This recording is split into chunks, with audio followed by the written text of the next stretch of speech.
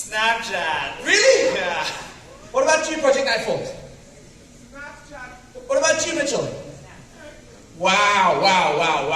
Okay, so Snap's got this thing of like, where's Snap? But all of the biggest creators in the room right now, they're making money and they're not telling any of us about it. I'm going to tell you about it. My name's Yusuf Omar, and I dreamt of being a foreign correspondent. I wanted to tell stories of wars and natural disasters. I wanted to travel around the world. And every newsroom that I asked, do you know what they said? The same thing they've probably said to you at some stage. We don't have money, you don't have enough experience, you're too young. So I did what any creator does. I gave the industry a middle finger. And in 2010, I started hitchhiking, catching rides. And I hitchhiked from South Africa to Syria, from Durban to Damascus. And I learned to sort of become this one-man band storyteller, shooting, editing, capturing with mobile devices, what I call a mojo, a mobile journalism. You all mojos, right? You all get your phones out, we're all mojos. Ended up in Congo in 2012 when an ammunition depot exploded. Ended up in Syria in 2014 covering the Syrian civil war. And once I actually ended up in India, and I met this really hairy dude named Nasir. He had like 1,000 followers. And straight away I was like, this dude's onto something. And that's kind of how we met and emerged from that journey. One of us went on to have 50 million followers, and the other one's got about 5. So we're both doing pretty well. This was a process of discovering, selfie journalism or mobile journalism. And I started to realize as I was going through all these different tools that you have at your disposal, that Snapchat was not a social media app. Snapchat is a camera company, and it's a camera technology. And I was able to use that camera to do all kinds of interesting things. When I was working in India, we were working with rape survivors. And in India, you're not allowed to show the faces of rape survivors in the media, even if they want to be heard. They get alienated from society, they get thrown out of their communities. We wanted to help them tell their stories. So we were able to give them my phone. They were able to hold it up selfie style and use Snapchat lenses to hide their faces while empowering them to tell their stories. Can you just get audio? 5 years old when it happened. Striking images. There are people wearing virtual face masks on Snapchat. Victims of sexual abuse in India are using them to remain anonymous because they can tell their harrowing stories. And I think that's when I realized that if you look beyond the gimmicks of social media, right? The funny cat ears and flower crowns and all that kind of stuff, there's incredibly powerful technology in these apps like Snapchat to empower people to tell stories. So my co-founder and I had an idea. I was working at CNN International, I was a journalist now, but I felt they were missing big stories. Nobody thought Trump was going to win the elections. Nobody thought Brexit was going to happen in the UK. And do you know why? They weren't listening to real people and real stories anymore. So my co-founder and I, Samaya, she's sitting at the front here, we thought, what if we go around the world and train communities how to tell their own stories with phones and with wearable camera glasses, and we start creating shows? What if we created a massive network of mobile journalists? And we did this. We trained 20,000 people in 140 countries. We went everywhere, training communities. We met some amazing people. And then we started telling the industry about it. I went on stages like this, and I was like, guys, we can do this. We can train communities. We can create this network of storytellers. And do you know what they did?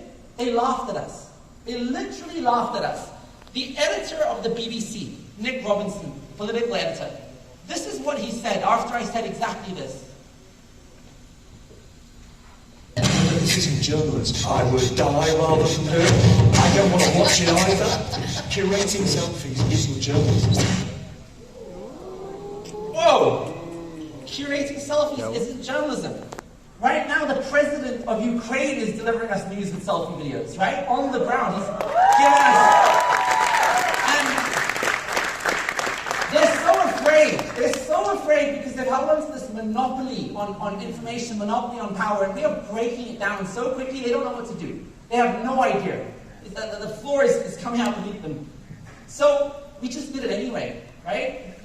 In fact, if somebody says to you something like that, it gives you even more motivation to do it. We came out of that session, we're like, they don't get it! Oh my god, there's such a big opportunity, how do they not get it? We can do this. So that's what we did. We launched 9 shows on Snapchat. And our shows cover a bunch of different subjects. We've got a show on India, gun violence survivors, health, mental health, physical health, entrepreneurship, sex education, all of these different shows. And it's been such an exciting journey. We're able to make money. We're profitable. We started the pandemic with 3 staff. Today we're 101 people. So you can create sustainable revenue on social media platforms and grow a business and do stories about people creating positive change. You don't have to go down a clickbaity kind of rabbit hole. But of course, my passion has still been camera glasses. Every single day of my life since 2016, I've been wearing cameras on my face. I'm obsessed with this idea. And I promise you, by 2030, we have the NAS Summit in 2030, and I'm sure we will, you'll all be wearing them. You won't be looking at me through a screen. This is shit. Why would you want to look at me through a screen? You want to look at me with your eyes. Right? We're going to move in that direction. So I've been experimenting with how do you tell stories through camera technology on your face. And my second point is if you're working on Snap, be innovative. They're not looking, at least from my experience, to do stuff that exists on other platforms. They're not trying to do something that looks like Instagram or Facebook or TikTok. They're looking for stuff that's really native to the platform. And this is an example of that. So, for example, I was working with a group of kids in the US who had amputations. One of them, her father had run her over with a lawnmower and she lost her leg. And now she was becoming a runner.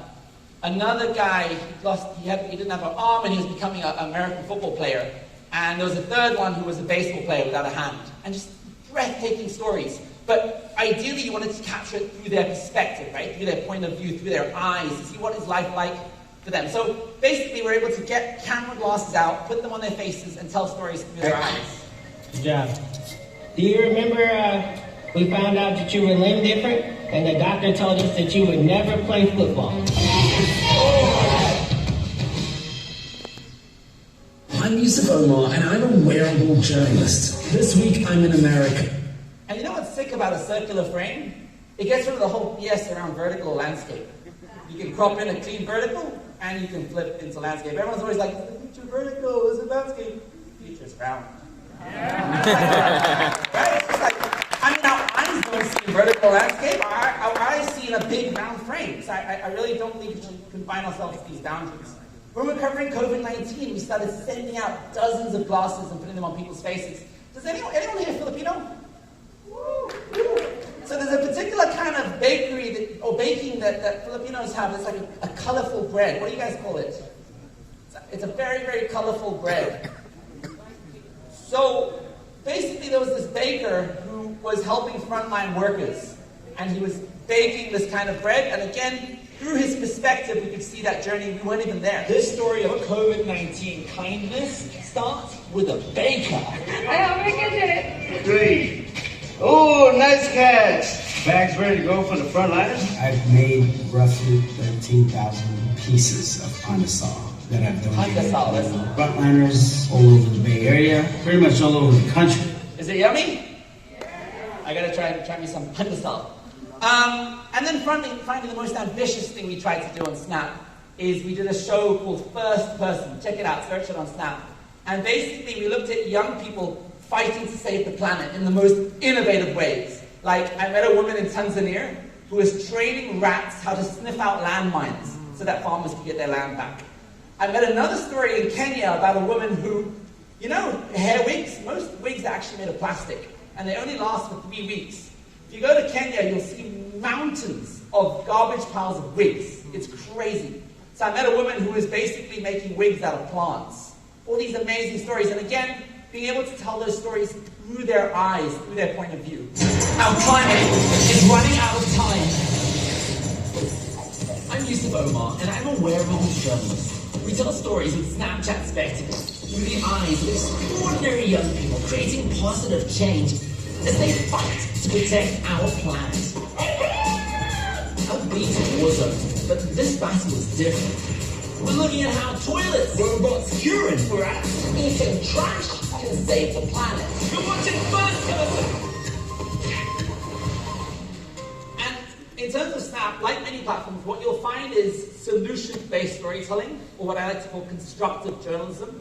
Here's a problem in society. and here's somebody making it better, outperforms.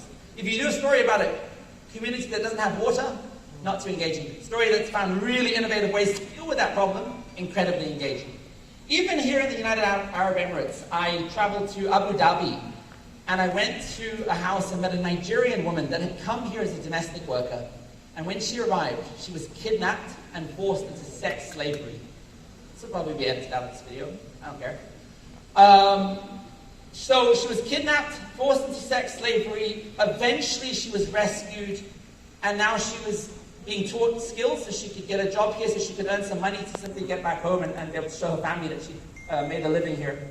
She didn't want to be on camera, and again, we could tell stories through her eyes.